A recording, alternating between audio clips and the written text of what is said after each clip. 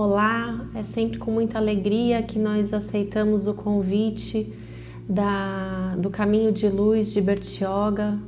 principalmente nesse mês de comemoração de aniversário de 15 anos, onde essa casa tem atendido incansavelmente seus assistidos, seus voluntários, proporcionando a veiculação dos evangelhos, do Evangelho de Jesus a todos nós, à luz da doutrina espírita. Então, primeiramente, eu gostaria de agradecer mais uma vez essa oportunidade e, na sequência, darmos início ao tema da palestra online de hoje, que é Caridade em Tempos de Isolamento. Primeiramente, eu gostaria de fazer alguns apontamentos antes de entrar propriamente no tema isolamento, voltados para o tema da caridade, que está no capítulo que não saiba a vossa mão esquerda o que dê a vossa mão direita, mais especificamente nos itens 9 e 10, nas instruções dos Espíritos, que vai trazer um pouco para a gente a respeito da caridade moral e da caridade material.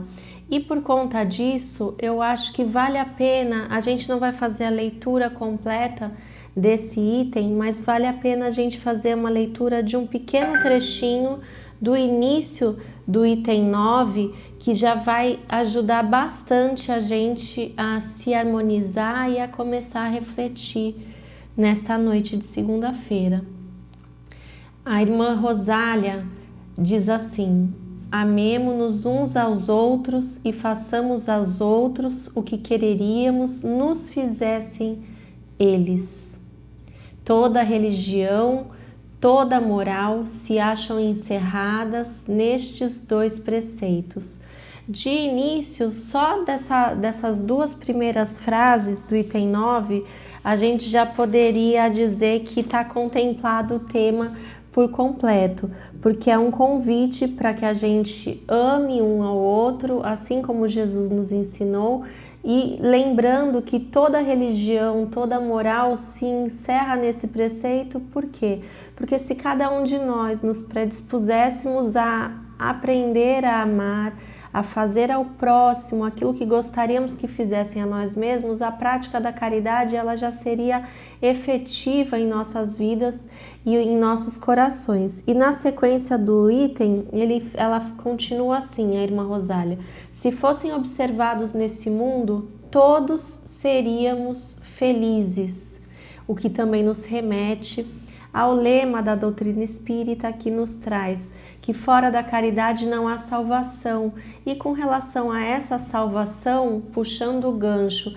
dessa observação que a irmã Rosália faz quanto a todos nós sermos felizes, se a caridade praticássemos diariamente e insistentemente, essa salvação vem justamente da nossa paz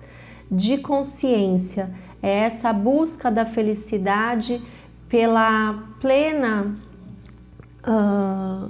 pelo cumprimento das leis divinas, principalmente da lei de amor, justiça e caridade, que está nos nossos corações, já instaladas quando da nossa criação. E na continuação desse item fala ainda assim: não mais aí ódios nem ressentimentos, direis ainda, não mais pobreza, porquanto do supérfluo da mesa de cada rico muitos pobres se alimentariam, e não mais veríeis nos quarteirões sombrios onde habitei durante a minha última encarnação. Aqui nesse item, ela já está dando uma ideia para a gente com relação à caridade material, que muitas vezes somos convidados a fazer. Não só em tempos de isolamento, mas nós devemos refletir quantas vezes não ficamos dentro da nossa própria bolha com a condição de auxiliar o nosso próximo. E para fazer a caridade material, a gente não precisa ser rico, ser abastado, basta que a gente doe um pouco, e aí ela vai mencionar inclusive um pouco do nosso supérfluo, né? E também fica o convite para esse período, porque se a gente olhar para o nosso lado, nós vamos perceber quantas pessoas estão em necessidade. E quando eu mencionei que não precisa de muito para ter condição de fazer essa doação, a gente lembra da passagem do óbolo da viúva, que ela deu não só do supérfluo, porque ela nem tinha, ela passava por inúmeras necessidades, mas quando ela fez aquela doação no gasofilácio, aquela caixa que ficava na frente do templo para receber essas doações, ela fez daquilo inclusive do que ela não tinha, mas de todo o seu coração, né, com toda a intenção de realmente fazer a prática da caridade. E na continuação do item 9 ainda tem um trechinho que fala assim: amai, portanto, o vosso próximo, amai-o como a vós mesmos, pois já sabeis agora que, repelindo um desgraçado, estareis, quiçá, afastando de vós um irmão, um pai, um amigo de outrora. Quantos de nós nos deparamos, e aí a gente já entra um pouquinho na questão da caridade moral,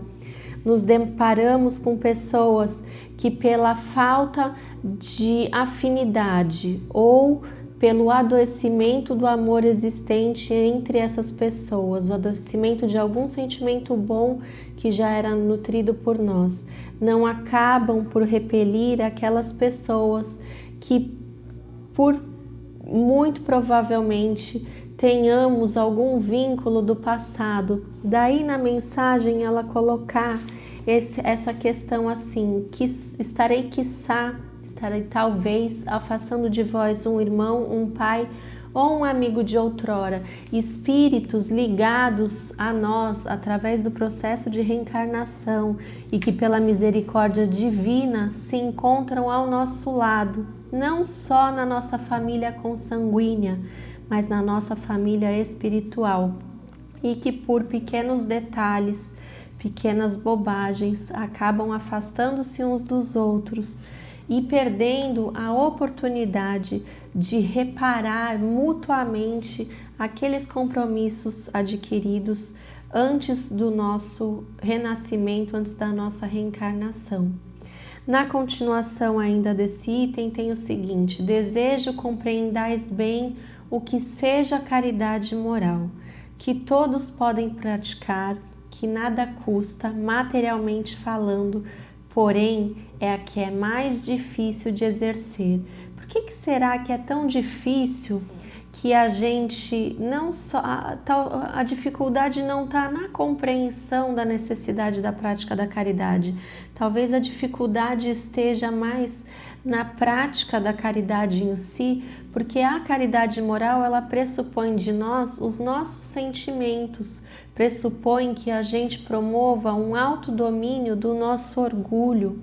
Será que também não pressupõe o desenvolvimento de algumas virtudes adormecidas em nós e que, justamente para que elas eclodam num processo de reforma íntima, fazendo o burilamento das nossas tendências, será que não vem daí essa necessidade, ou talvez da necessidade do despertar da nossa consciência quanto a isso, porque todas as vezes que praticamos a caridade para com o nosso próximo e inclusive a caridade para com nós mesmos, nós estamos entrando sim em consonância com a lei maior de amor, justiça e caridade, oportunizando inclusive a ressignificação do nosso ego através do processo do autoacolhimento amoroso, da autoaceitação, do autorrespeito, mas sem que entremos num processo de comodismo e que possamos, através dessa ressignificação, transformar todas essas tendências trazidas através da prática do bem, porque certamente quando Jesus nos convida a praticar o bem perante o nosso próximo, nós estamos aí tendo uma excelente oportunidade de evolução espiritual, de reparação de alguns equívocos do passado, que por certo cometemos, assim como ainda cometemos atualmente, com o uso equivocado do nosso livre-arbítrio. Então, por que é tão importante a gente entrar nessa parte de talvez de uma mini conceituação do que é a caridade material e a caridade moral, para que a gente adentre realmente no tema proposto para a reflexão da noite de hoje, que é a caridade em tempo de isolamento social, né? Vamos refletir um pouco em cima disso, do que foi trazido no Evangelho para que a gente possa estabelecer justamente esse elo de ligação com o isolamento que nós temos passado em razão dessa pandemia. A caridade material, a gente dá o que a gente tem, por isso que talvez ela seja um pouco mais fácil, um pouco não, arrisco a dizer que ela é muito mais fácil a prática da caridade material do que a prática da caridade moral, porque a caridade moral implica na nossa doação daquilo que a gente é, daquilo que nós, enquanto espíritos imortais, já conquistamos e já desenvolvemos dentro de nós, para que a gente possa fazer justamente início daquela frase da irmã Rosália nessa mensagem que foi recebida em Paris em 1860, fazer ao próximo aquilo que desejamos que fizessem a nós mesmos, né? Enquanto que a caridade material ela se ocupa basicamente de destinar aos necessitados os bens materiais, aquilo que nós temos, ou então ainda às vezes a gente doa até o que não tem, quando a gente se propõe a fazer parte de grupos ou de instituições que levam o agasalho para aqueles que têm frio, que levam o alimento para aqueles que se encontram em situação de vulnerabilidade social, que levam às vezes até medicamentos com auxílio de um médico que responda sobre isso, né? A necessidade da fome, ela não pode esperar, e aí acabamos por adentrar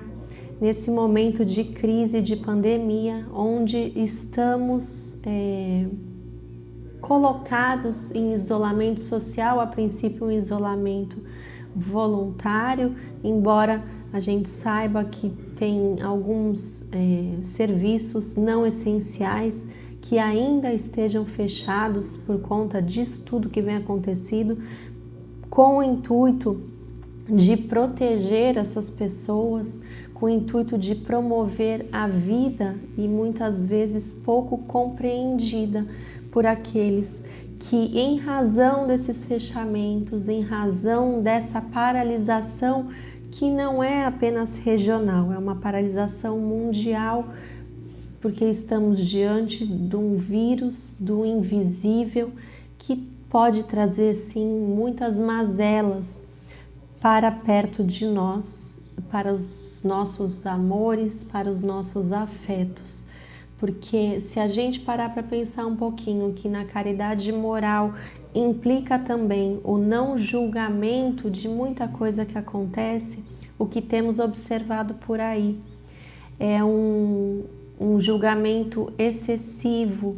agressivo de muitas pessoas, e aproveitando também dessa situação de que, por conta do isolamento, nós estamos transmitindo as palestras online, as lives, se utilizando da tecnologia como processo de divulgação da doutrina espírita, nós podemos encontrar também em redes sociais o outro lado dessa oportunidade que nós temos, desse uso da tecnologia, que foi sim proveniente de Deus, na medida que Ele deu a inteligência para que o homem pudesse desenvolver todas essas ferramentas. Então, quando a gente fala que a caridade moral implica também no esforço em não julgar,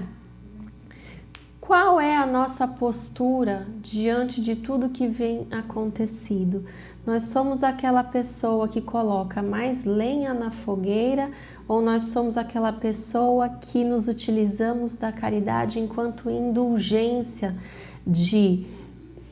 obviamente, não se omitir quando for para um bem maior. E aí a gente se refere à lição da indulgência que está no Evangelho segundo o Espiritismo também. Mas de não estimular essa fala agressiva. Será que isso também não é um convite para a nossa reflexão nesse quesito caridade moral? Porque somos reflexos dos nossos pensamentos. A nossa vibração reflete aquilo que vem de dentro de nós. Com esse comportamento, será que estamos auxiliando o planejamento iluminativo do Cristo para todos nós, para o planeta Terra? Ou se estamos atrasando um pouco mais, com pensamentos que são nocivos? Porque se a gente lembrar do que o André Luiz falava nos seus livros, que o pensamento é matéria e cria formas pensamento em torno de nós, quando nos deparamos com essas situações onde os ânimos estão exaltados, será que nesse sentido não seria mais oportuno que fizéssemos a prática da caridade moral, muitas vezes com o nosso silêncio diante desses ataques? Daí a proposta de puxar um pouco o tema, até como uma das máximas da doutrina, a caridade, para esse momento específico de isolamento social. Se a gente lembrar de uma passagem do Livro dos Espíritos que pergunta qual é a caridade tal qual entendia Jesus, ele ali naquele item ele não fala propriamente da caridade material que se faz, ele fala especificamente que a caridade tal qual entendia Jesus é o famoso BIP, benevolência, indulgência e perdão das ofensas. Diante desses momentos que nos encontramos muitas vezes dentro do nosso lar, junto do nosso próximo mais próximo, convivendo apenas com aqueles que, através da bondade de Deus, nos oportunizou reunir com esses laços de afeto. Diante de tanta desesperação, como tem sido o nosso comportamento dentro do nosso lar, perante a nossa família, perante aos nossos irmãos de doutrina espírita, dentro da nossa casa espírita também, porque muitas casas espíritas, até por orientações dos órgãos públicos, estão fechadas sim, mas eu tenho certeza que o trabalho no bem, ele não parou, tem muita gente envolvida para que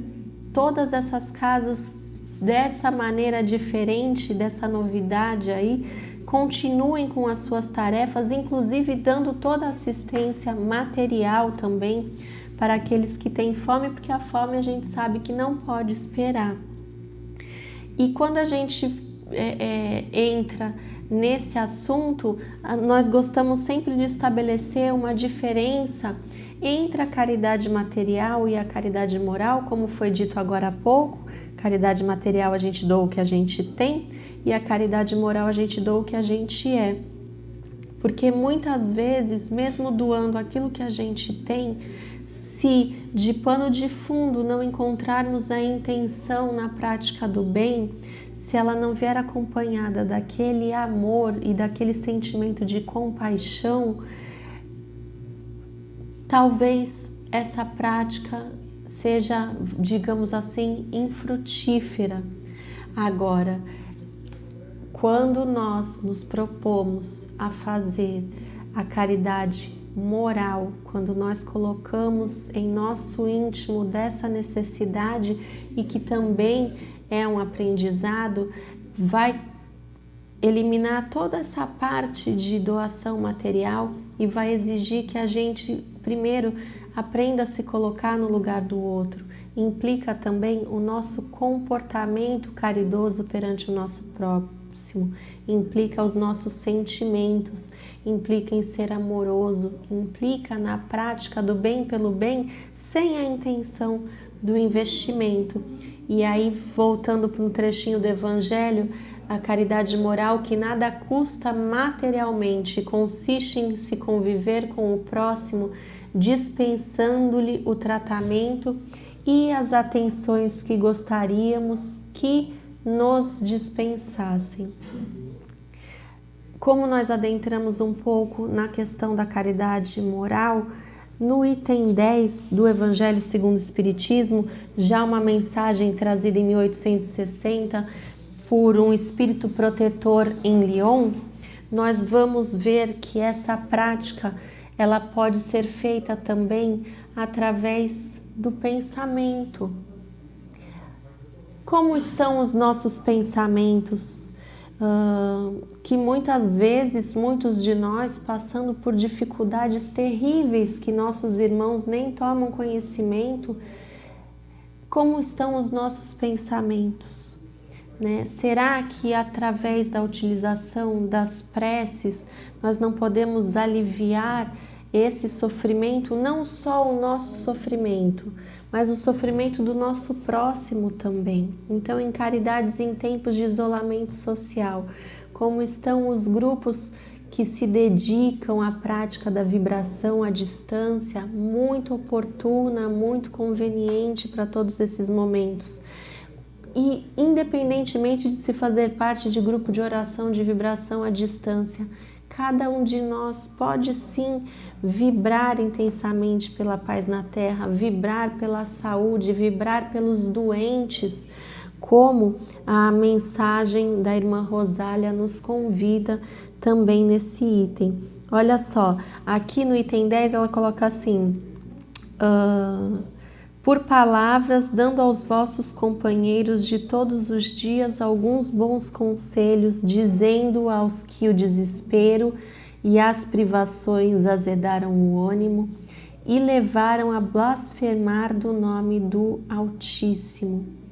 Nós podemos nos utilizar da prática da caridade moral também através da nossa fala, através da nossa escuta amorosa. Quantos amigos ou até mesmo nós mesmos precisamos desabafar, apenas fazer catarse, não no sentido de buscar conselhos, mas no sentido de buscar esse alívio quando alguém nos escuta, e da mesma forma podemos emprestar os nossos ouvidos. Isso também é a prática da caridade moral, né? E fazendo sempre o bem, tendo como a recompensa o sentimento da alegria existencial que invade os nossos corações. Nunca, jamais por investimento, porque aí a gente sabe que inclusive isso não seria caridade, né? Mas e que mais que isso tem a ver com o isolamento? E aí eu gostaria de lembrar de que a caridade é o amor em movimento. Eu gostaria de lembrar que o amor passa por um processo evolutivo até se chegar na meta do aperfeiçoamento, até se chegar na plenitude de aceitarmos, por exemplo, amar a Deus sobre todas as coisas e ao próximo como a nós mesmos. Então, nesse processo evolutivo, nós vamos ter aí o instinto, a sensação, o sentimento. Eis o caminho do amor. E nós já estamos caminhando para o final dessa conversa, e com relação à prática do isolamento, a prática da caridade no isolamento, eu gosto de recordar sempre de algumas passagens de Madre Teresa de Calcutá, porque muitas vezes nós temos o ânimo, né, aquilo que vem da nossa alma, de querer ajudar o mundo e salvar o mundo, e a Madre Teresa de Calcutá, ela fala assim: se você quer ajudar o mundo, comece indo para a sua casa e amando a sua família. Nós sabemos que nada, nem pandemia, nem qualquer situação acontece que não seja da vontade de Deus. Ele atua sobre nós através das suas leis divinas harmoniosas entre si, através da providência e da previdência divina. Será que diante de toda a situação que estamos passando, não é um convite amoroso para retornarmos primeiramente para dentro de nós mesmos, promovendo as reflexões necessárias que terão como consequência o burilamento daquelas tendências enraizadas ainda em nós e a nossa melhoria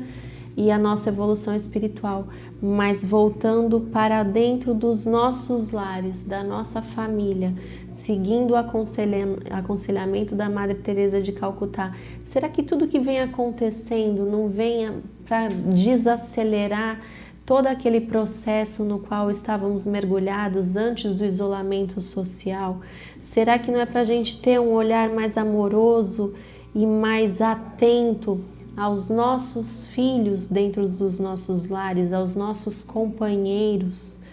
Porque para aqueles que continuam com a necessidade de sair para o trabalho, nós devemos inclusive destinar as nossas orações para esse pessoal que está na linha de frente. Mas para aqueles que às vezes contra a vontade são submetidos ao isolamento social, será que não é uma grande oportunidade para fazer vibrar a família, para que o nosso olhar caridoso, moralmente falando, se volte para aqueles próximos, mais próximos que foram colocados na nossa existência através da providência divina? Então são inúmeras caridades aí que somos convidados a praticar durante esse período de isolamento, das mais variadas, desde a caridade moral, que pode ser feita através do pensamento, do sentimento, do nosso comportamento, daí a dificuldade, porque implica de nós também exercermos a virtude da tolerância, da paciência e também da prática da caridade material, porque diante dessa pandemia, tantas famílias se encontram em necessidades profundas de serem atendidas em suas necessidades básicas. A população de rua carente em vulnerabilidade social depende sim do alimento que algumas pessoas se predispõem a levar e que doam daquilo que tem muitas vezes. Então, e para finalizar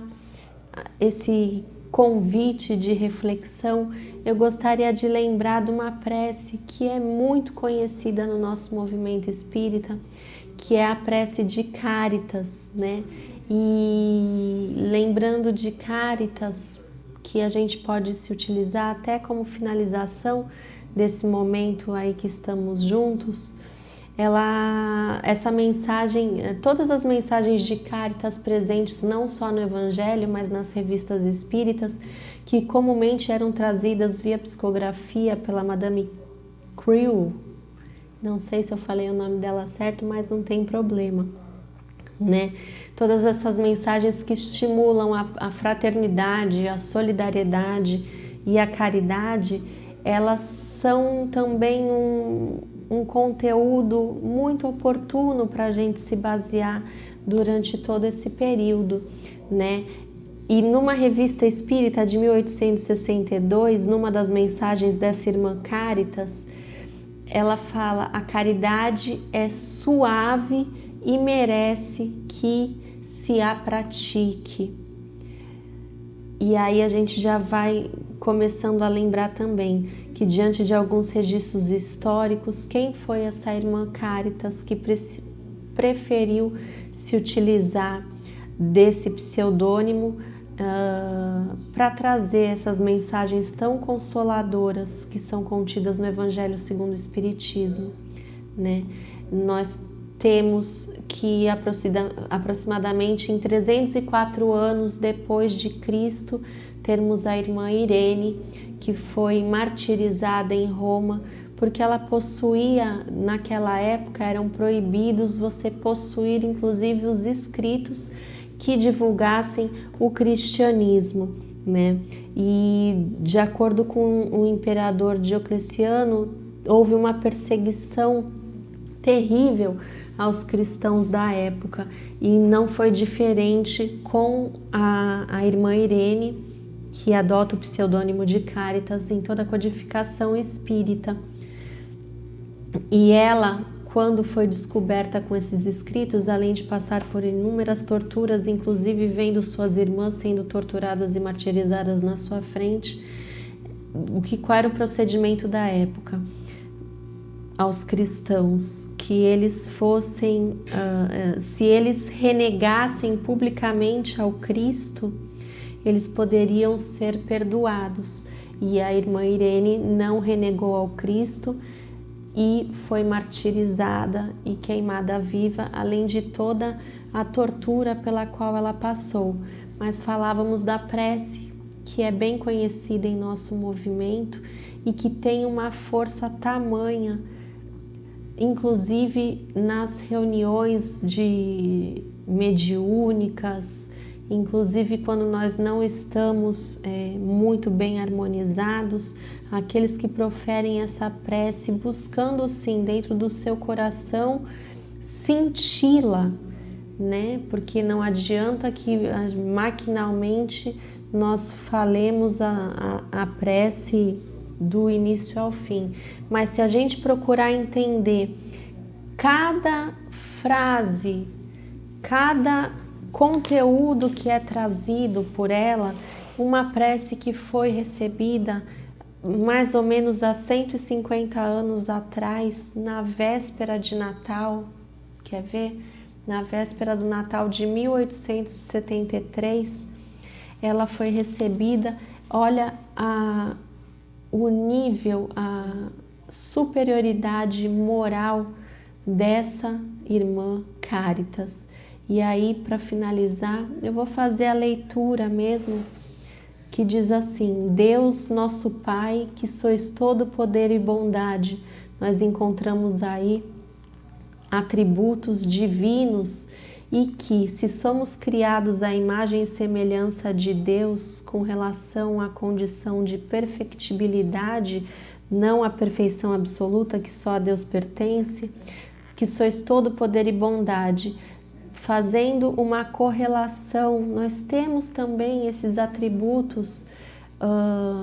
em estado latente em nosso coração. Nós temos o poder de exercer a prática da caridade cristã, lembrando da passagem do Cristo quando ele diz: vós sois deuses, podeis fazer isso e muito mais.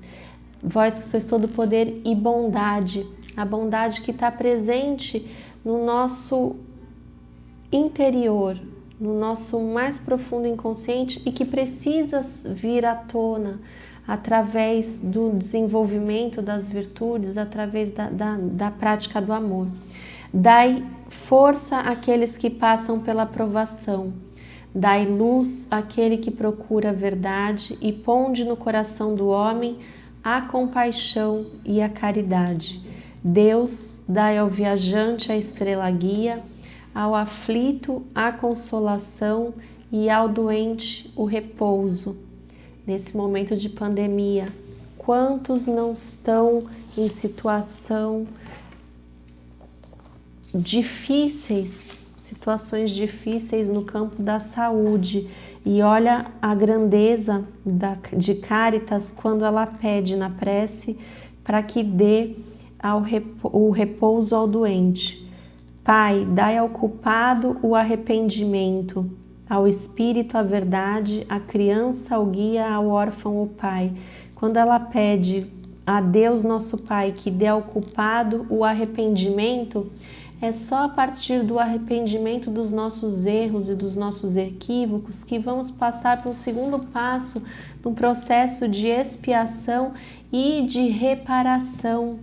Porque enquanto nós não nos arrependermos desses erros cometidos com relação ao despertar da nossa consciência, nós não teremos condições de promover as mudanças necessárias quanto àquilo que motivou a prática desse erro. Que a vossa bondade se estenda sobre tudo que criastes, piedade, Senhor, para aqueles que não vos conhecem e esperança para aqueles que sofrem, ainda aqueles que alegam não conhecer a Deus. Inconscientemente já trazem esse sentimento de que acima de nós tem um Pai amoroso, bondoso, justo e misericordioso, e ninguém pode alegar o desconhecimento disso, como se eu não creio em Deus, eu não creio nas leis divinas, e mesmo que a gente não saiba sobre essas leis, como elas estão escritas em nossas consciências, nós estamos sim sujeitos a elas também. Nós paramos. Esperança para aqueles que sofrem, que a vossa bondade permita aos Espíritos Consoladores derramarem por toda a parte a paz, a esperança e a fé. Será que já desenvolvemos em nós a convicção e a fé de que, ainda que haja presença do mal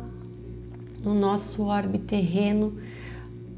a presença do bem, ela é infinitamente maior. Esses Espíritos Consoladores, da qual Caritas pede para que Deus derrame por toda a parte a paz, a esperança e a fé, eles atuam incansavelmente. São trabalhadores incansáveis do bem na seara do Cristo, mas que para que nós tenhamos acesso a essa paz derramada por eles, refletindo inclusive o amor de Jesus por todos nós, nós precisamos estar sim receptivos, e as orações, elas são meios, são medicamentos, como diz Joana de Ângeles, medicamentos eficazes para toda e qualquer doença da nossa alma.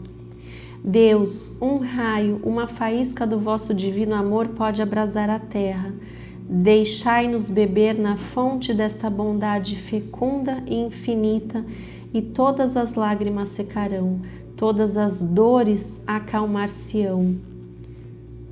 Uma faísca do vosso divino amor pode abrasar a terra. Deus, um dos seus atributos é a onipotência,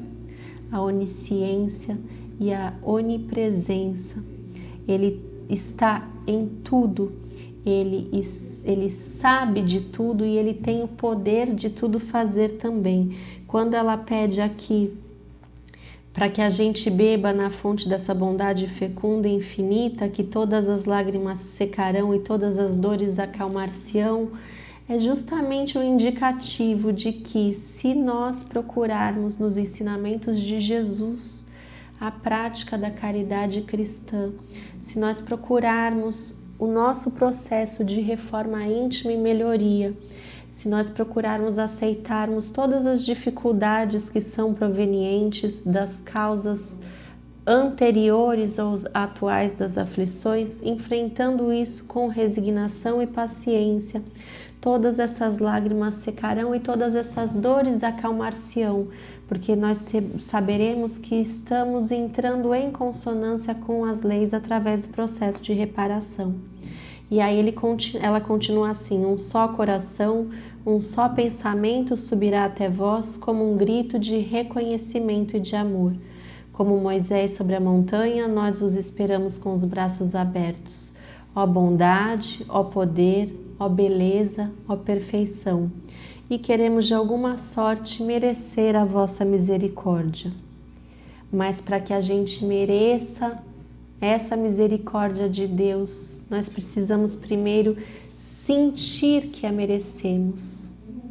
dentro dos nossos corações. Então, nos nossos processos, não só de perdoar ao outro, a caridade tal qual entendia Jesus, não estava ali junto do BIP o perdão, o perdoar não somente ao nosso próximo, mas perdoar a nós mesmos, porque a partir da prática do auto-perdão, do desenvolvimento do auto-amor, da autoaceitação, nós vamos sentir que somos sim merecedores da misericórdia de Deus, enquanto filhos de Deus que somos. E aí, para finalizar, Deus, dai-nos a força no progresso de subir até vós. Olha o nosso processo evolutivo aí. Dai-nos a caridade pura, dai-nos a fé e a razão, dai-nos a simplicidade que fará das nossas almas o espelho onde se refletirá a vossa santa e sublime imagem. Eu quero não deixou de ser uma prece final. Eu quero agradecer mais uma vez a oportunidade de estar com esses irmãos do Caminho de Luz de Bertioga através dessa palestra e parabenizar a todos os voluntários, a todos os trabalhadores que se dedicam à causa do Cristo, vinculados a esta casa de oração, essa casa de estudos espíritas, pedindo a Deus que abençoe a cada um de vocês e que envolva com todo o seu amor, transmitindo paz e alegria para os vossos corações. Gratidão, muita paz a todos.